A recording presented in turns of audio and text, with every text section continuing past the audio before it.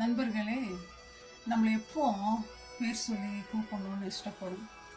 உதவாதவன், வெட்டிக்கு பிறந்தவன், மூளை இல்லாதவன் அப்படியெல்லாம் கூப்பிட்டா எப்படி இருக்கும்? நல்லா இருக்குமா? நல்லாவே இருக்காது. கோபம் வரும், சண்டை வரும்.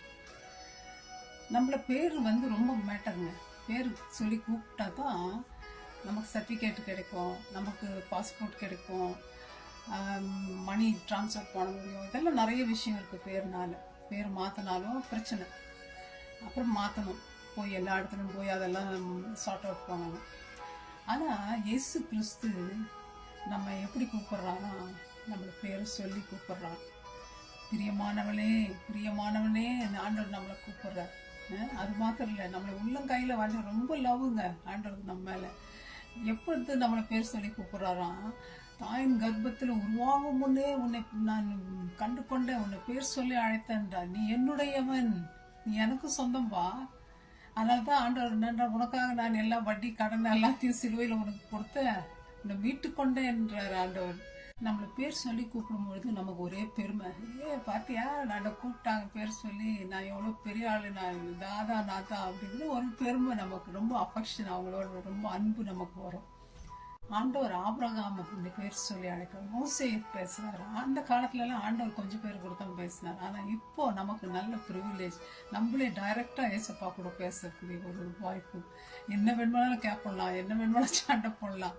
ஆண்டவருக்கு ஒரு நல்ல மேய்ப்பன், நல்ல மேய்ப்பன் தன் ஆடுகளின் சத்தத்துக்கு அவருடைய வாய்ஸ் எல்லாம் ஆண்டவருக்கு தெரியுமா. நம்மளை ஒவ்வொரு ஆடையும் பேர் சொல்லி அழைக்கிறார். ஒரு ஆழ்வற்றுக்கு முன்னாடி அவர் போறார். ஆண்டவர் அந்த காலத்துல இருந்த அந்த பிரீஸ்டுங்களுக்கு சொல்றாரு, என்னுடைய நாமத்தை சொல்லி இஸ்ரவேல் ஜனங்களை ஆசீர்வதி. நான் அவர் நாமத்தை சொல்லி ஆசீர்வதிக்கணும். எல்லா நாமங்களுக்கும் மேலான நாமம் அவருடைய பேர் இம்மானுவேல். நம்ம காக்கிறவர், நமக்காக உயிரை கொடுத்தவர், நமக்காக கடனை அடைச்ச தேவன். என்ன ஒரு வல்லமையுள்ள நாமம் அது. உலகத்தில் உள்ள பேய்களை, பிசாசுகளை துரத்துகிற நாமம், கடன் எல்லா பிரச்சனைகளிலிருந்து விடுதலை கொடுக்கிற நாமம், வியாதி உள்ளவர்களை குணமாக்கின நாமம், பாவத்திலிருந்து நம்மை மீட்டு கொண்ட நாமம் அது இயேசு கிறிஸ்துவின் நாமம். அந்த இயேசு கிறிஸ்துவின் நாமத்தை கொண்டு ஆசீர்வதின்றார்.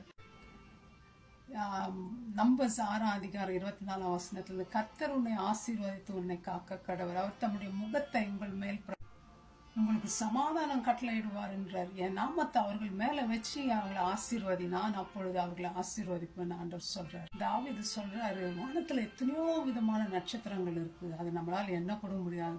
ஒவ்வொன்றுத்தையும் பேரை கொண்டு கூப்பிடுகிற தேவன். அப்பேற்பட்ட தேவன் நம்முடைய கஷ்டம், கண்ணீர், வேதனை, எம்டினஸ் எல்லாம் தெரியாதுன்னு நினைச்சுக்கிறீங்களா? எல்லாம் கிறிஸ்டல் கிளியர் அவருக்கு தெரியும்.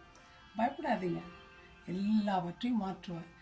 சரியான நேரத்தில் உங்களை விடுவிப்பார். மறுபடியும் நீங்கள் 10 வருஷமா 15 வருஷமா கஷ்டப்பட்டு கண்ணீர் விட்டு கொண்டு இருக்கலாம், யாரும் உதவி செய்யலையே நீங்கள் இருந்திருக்கலாம், குழந்தை இல்லாமல் இருக்கலாம். எனக்கு கூட 4.5 வருஷம் குழந்தை இல்லைங்க. ஆனால் ஆண்டவர் கொடுத்தார், கேட்டபடியே அழகான பையனை கொடுத்தார். உங்களுக்கும் கண்டிப்பாக கொடுப்பார். கேளுங்க, பெற்றுக்கொள்ளுங்க இயேசு என்ற நாமத்தினால். தேங்க்யூ, பபாய், அமேன்.